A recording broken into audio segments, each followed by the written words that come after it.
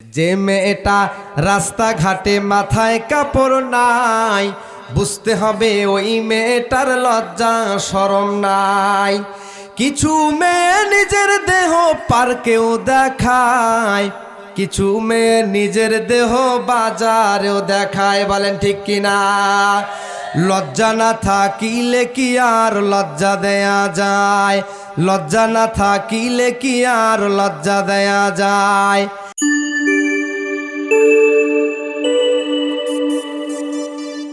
দিনের শিক্ষা। কোরআন আর হাদিসের সমন্বয়ে কিছু আলোচনা করব। বিশ্বনবী জনাবে মুহাম্মদ রাসূলুল্লাহ সাল্লাল্লাহু আলাইহি ওয়াসাল্লাম হাদিসের মধ্যে বলেন, মান সালাকা তারিকান ইয়ালতামিসু ফীহি ইলমান সাহালাল্লাহু বিহি তারিকান ইলাল জান্নাহ। বিশ্বনবী বলেন, যারা ইলম শেখার জন্য, কোরআন হাদিসের কথা শোনার জন্য বাড়ি থেকে বের হয়ে যায়, দিনের কথাগুলো শ্রবণ করে ইলম শেখার উদ্দেশ্যে, মহান রব্বুল আলামিন তাদের জান্নাতে যাওয়ার রাস্তা সহজ করে দেয়। একটু চিৎকার মেরে বলা যাবে কি সুবহানাল্লাহ? আপনারা কি ভয় পাচ্ছেন? এখনো কি 5ই আগস্টে ছাত্র জনতার মাধ্যমে যে বিপ্লব ঘটিয়েছে আমাদের সোনার মাতৃভূমি প্রিয় বাংলাদেশ, এখনো কি ওই 5ই আগস্টের পূর্বের যে আলোচনা হয়েছিল এবং আপনাদের মুখে যে তালা লাগা ছিল, এখন কি তালা লাগা থাকবে না খোলা থাকবে? তাহলে আমার সঙ্গে ভয় না করে আমরা একমাত্র আল্লাহকে ভয় করব। কাকে ভয় করব ভাই? কাকে? আমার সঙ্গে একটু বলেন, দেশে আগুন জ্বালাইয়া জনতারে জ্বালাইয়া পালাইয়া সেরে গেলে ঢাকা, গণভবনটা এখন ফাঁকা। ও বুবুরে, গণভবনটা এখন ফাঁকা কিনা? দেশে আগুন জ্বালাইয়া জনতারে জ্বালাইয়া, দেশে আগুন জ্বালাইয়া জনতারে জ্বালাইয়া পালাইয়া সেরে গেলে ঢাকা, গণভবনটা এখন ফাঁকা। ও বুবুরে, গণভবনটা এখন ফাঁকা। ও ডাইনি রে, গণভবনটা এখন ফাঁকা। তুমি অধিকারের কথা বললে বলেছিলে রাজাগার, তুমি অধিকারের কথা বললে বলেছিলে রাজাগার, দেশবাসী বুঝে গেল তুমি বড় স্বৈরাচার। বলেন ঠিক কিনা? তুমি অধিকারের কথা বললে বলেছিলে রাজাগার, দেশবাসী বুঝে গেল তুমি বড় স্বৈরাচার। তোমার নেই তো শরম লাজ, তুমি বড়ই ধোঁকাবাজ। তোমার নেই তো শরম লাজ, তুমি বড়ই ধোঁকাবাজ। কাউয়া আর ডাকে না কাকা, গণভবনটা এখন ফাঁকা।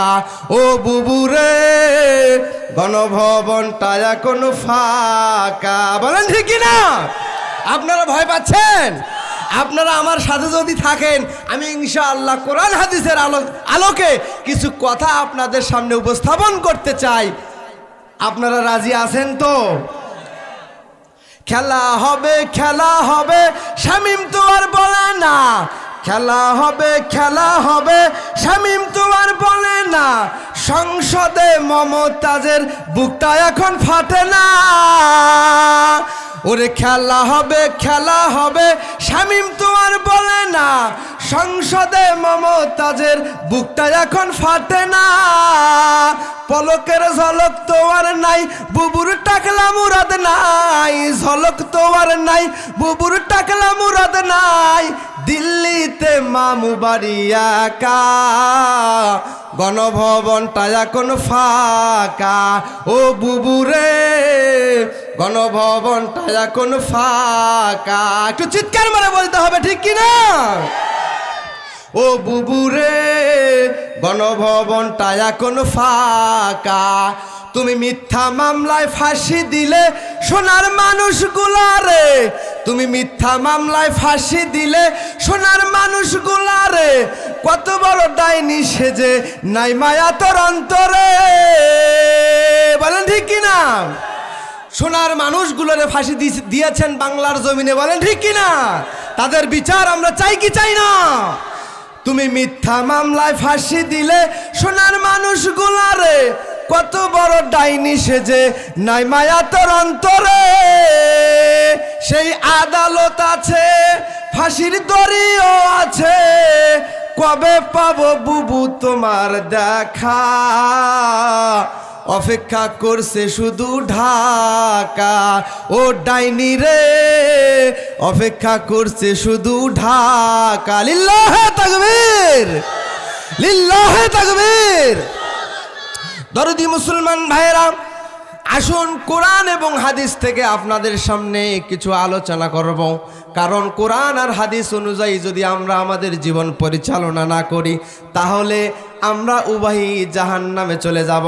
কারণ আমরা কেউ জাহান্নামে যেতে চাই না, বলেন ঠিক কিনা?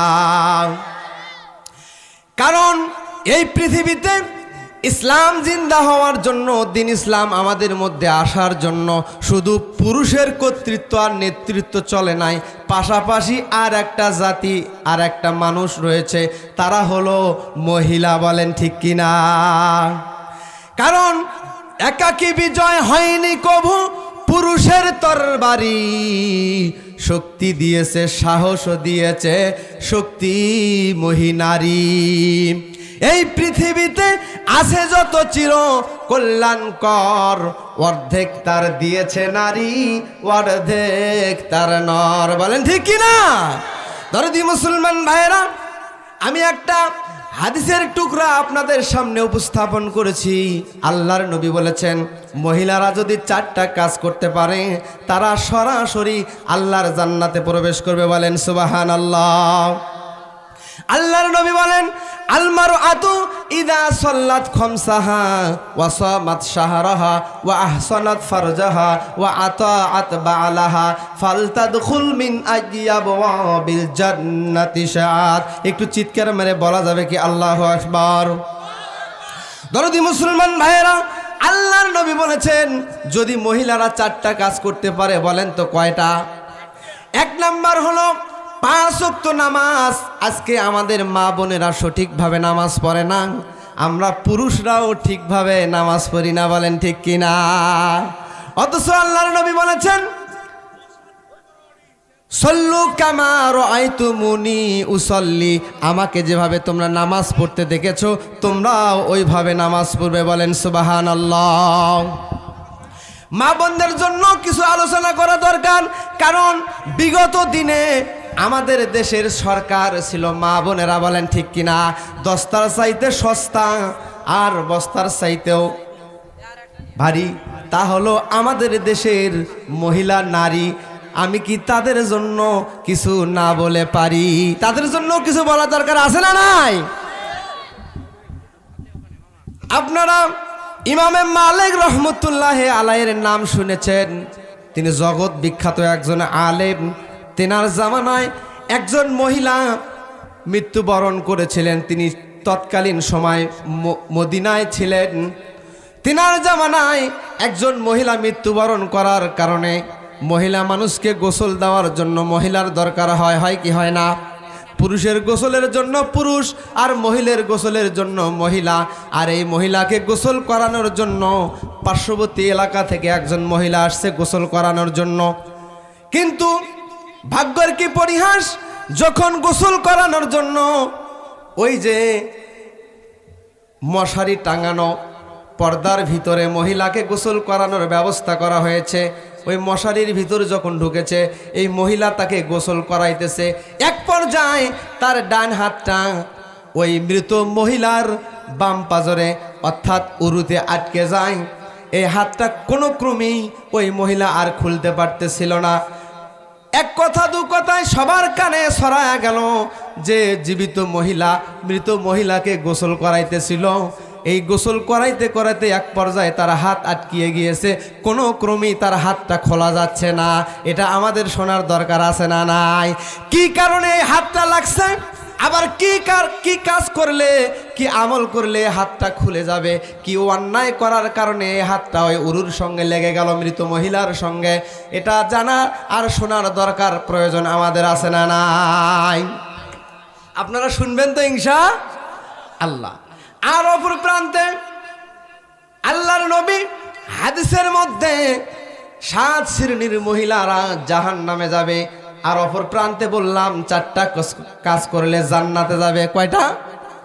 1 নাম্বার 5 ওয়াক্ত নামাজ পড়তে হবে, 2 নাম্বার রমজানে রোজা রাখতে হবে, মুখস্থ করবেন। 1 নাম্বার রোজা রাখতে নামাজ 5 ওয়াক্ত পড়তে হবে, 2 নাম্বার রোজা রাখতে হবে, 3 নাম্বার নিজের সতীত্বের হেফাজত করতে হবে, 4 নাম্বার স্বামীর কথা বাধ্য মতো চলতে হবে।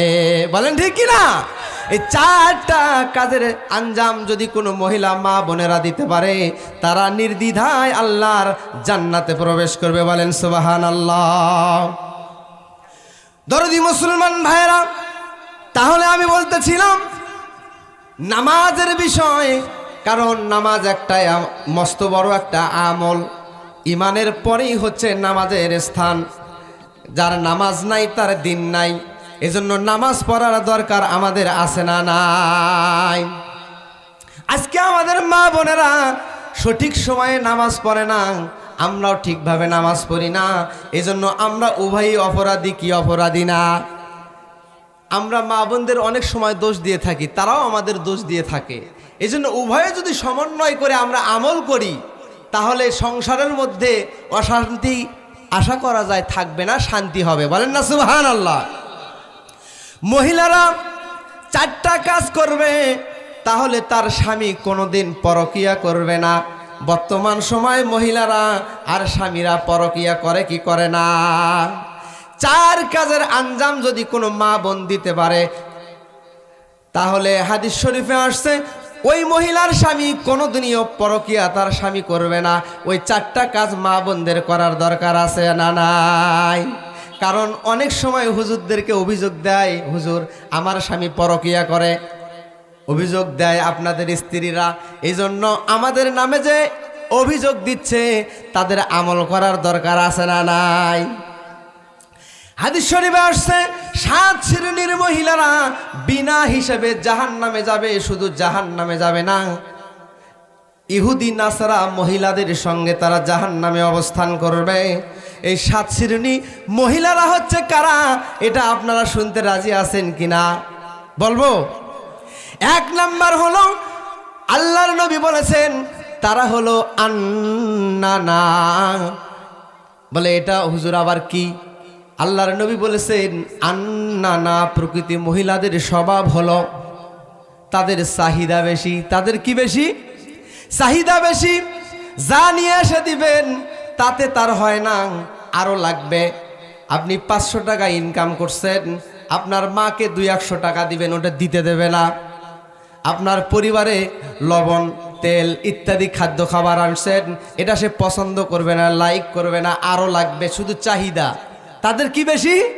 সয়াবিন তেল 1 কেজি নিছেন, সপ্তাহে 3 জন পরিবারের সদস্য 1 কেজি দিয়ে সুন্দরভাবে 1 সপ্তাহ চলবে, কিন্তু ও 1 সপ্তাহ চালাবে না, ও 3 দিনে আপনার তেল শেষ করছে। অর্থাৎ যা আনে দিবেন তাতে পোষায় না, আরও আনতে হবে। এই আন্নানা প্রকৃতি মহিলাদের স্বভাব, তাদের হলো চাহিদা বেশি। অর্থাৎ স্বামী যদি তার মায়ের সঙ্গে কথা বলতে চায় দেবে না, তাকে সময় দিতে হবে। বাড়িতে সময় দিয়ে পোষায় না, বাসা ভাড়া নিয়ে গাইবান্ধায় থাকতে হবে, আপনাদের শাহঘাটায় থাকতে হবে, বোনার পাড়ায় থাকতে হবে, গ্রামে থাকতে দেয় না। তাদের কি বেশি ভাই? চাহিদা বেশি। এই প্রকারের মহিলারা জাহান্নামে যাবে। আর আল্লাহর নবী বলেন 2 নাম্বার হলো তারা হলো মান্নানা। এই মান্নানা প্রকৃতি মহিলাদের স্বভাব হলো তারা উঠতে বসতে স্বামীকে খোঁটা দিয়ে কথা বলে। বলেন নাউজুবিল্লাহ। কি দিয়ে কথা বলে? খোঁটা দেয়। তোমার সঙ্গে বিবাহ হওয়ার পর আমি সুখ পাইলাম না।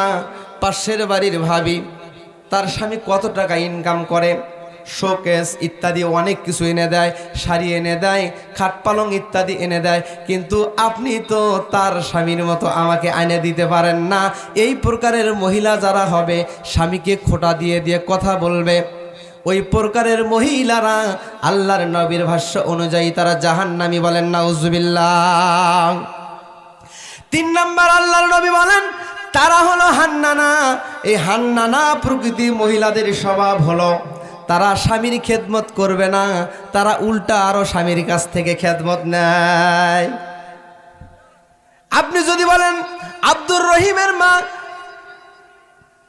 ব্যবসার কাজ সেরে, হাট বাজারের কাজ সেরে, ক্ষেত খামারের কাজ সেরে দুপুরবেলায় বাড়িতে আসলাম, বিশাল আমি তৃষ্ণার্ত, পিপাসা আমাকে লেগেছে, 1 গ্লাস পানি দাও।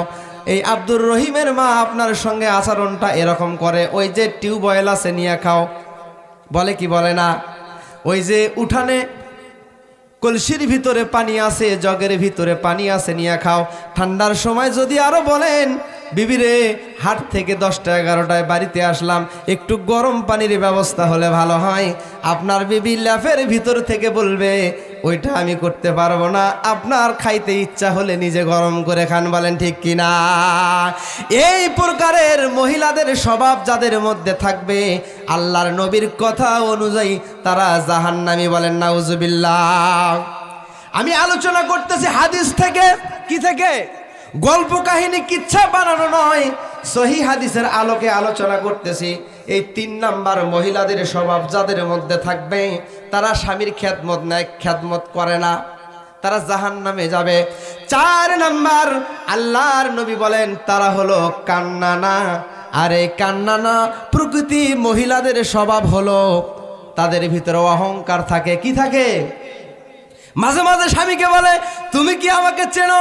আমি চেয়ারম্যানের মাইয়া, বড় হুজুরের মেয়ে। কথাবার্তা বললে খুব সাবধানে বলবা, এমপির মেয়ে। উল্টা পাল্টা করলে 14 শিকের জেলে ঢুকায়া দেব, 14 মাসেও বের হতে পারবে না, বলেন ঠিক কিনা? এই প্রকারের মহিলারা যারা হবে স্বামীর সঙ্গে দম্ভ ভরে অহংকার করে কথা বলবে, হাদিস অনুযায়ী ওই মহিলারা জাহান্নামে যাবে, বলেন নাউজুবিল্লাহ। এরা কয় নাম্বারের বললাম? আপনাদেরকে একটু মুখস্থ রাখতে হবে। কয় নাম্বার? 4। 5 নাম্বার হলো তারা হলো হাত্তাকা।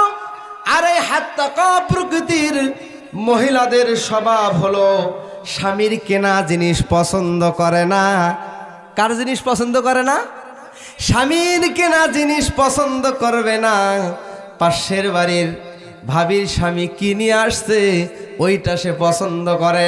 স্বামী যদি বাজার থেকে একটা 2000 টাকার দামের 3 পিস নিয়ে আসে বা একটা শাড়ি কিনে নিয়ে আসে, বলে এটা শাড়ি নিয়ে আসছো না মশারি কিনে নিয়ে আসছো, বলেন ঠিক কিনা? এই প্রকৃতির স্বভাব যে মহিলাদের মধ্যে থাকবে স্বামীর জিনিস পছন্দ করে না, অন্যটা পছন্দ করে। স্বামী যদি বলে, আজকেও আমাকে একজন আমাদের এলাকার পার্শ্ববর্তী একজন মা অভিযোগ দিল, হুজুর আমার স্বামীর সঙ্গে ঝগড়া লাগছে। বললে মা কি নিয়া? বলে এইটা নিয়া আমার স্বামী, আমি একটু শুনলাম আর কি হয়েছে বিস্তারিত একটু বলেন। বলতেছে আমার স্বামী, আমি প্রতিদিন রান্না করি, তরকারিটা ঘন রসালো হয়, পাতলা আমার স্বামী পছন্দ করে না। আমি একটু ঘন তরকারি পছন্দ করি, এটা করছি, কিন্তু স্বামী আমার পাতলা তরকারি পছন্দ করে। এটা নিয়ে আমাদের মধ্যে মন মালিন্য, স্বামী আমার সঙ্গে কথা বলে না, দুপুরে রান্না করে হাত ধরে টানি তাও খায় না। বলে স্বামী, আমি বললাম এই অপরাধটা তো আপনার আছে, আপনি পছন্দ করেন ঘন, স্বামী পছন্দ করে পাতলা। আপনি স্বামীর পছন্দটাকে যদি মা অগ্রাধিকার দিতে পারেন, আল্লাহর নবীর কথা অনুযায়ী আপনি জাহান্নামে যাবে না, আপনি জান্নাতে চলে যাবেন, বলেন সুবহানাল্লাহ। স্বামী যেটা পছন্দ করে ওইটা করে না, উল্টা করে। এরকম মা বোনেরা আমাদের সমাজের মধ্যে আছে না নাই? এটা কয় নাম্বার বললাম? 5 নাম্বার। তাহলে মা বোনদেরকেও বলবো, স্বামী যে জিনিসটা পছন্দ করে ওইটা আপনি করবেন। আপনাদের এলাকার মা বোনদের দেখবেন, হয়তোবা আপনাদের এলাকার মা বোনেরা ভালো, আমাদের এলাকার মা বোনেদের স্বভাব হলো এরকম, স্বামীর সামনে মাসে একবারও সাজুগুজু করে আসে না।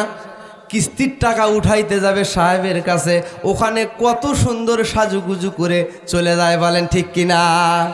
স্বামী বেচারা পরকীয়ায় লিপ্ত হবে না তো কি করবে বলেন তো?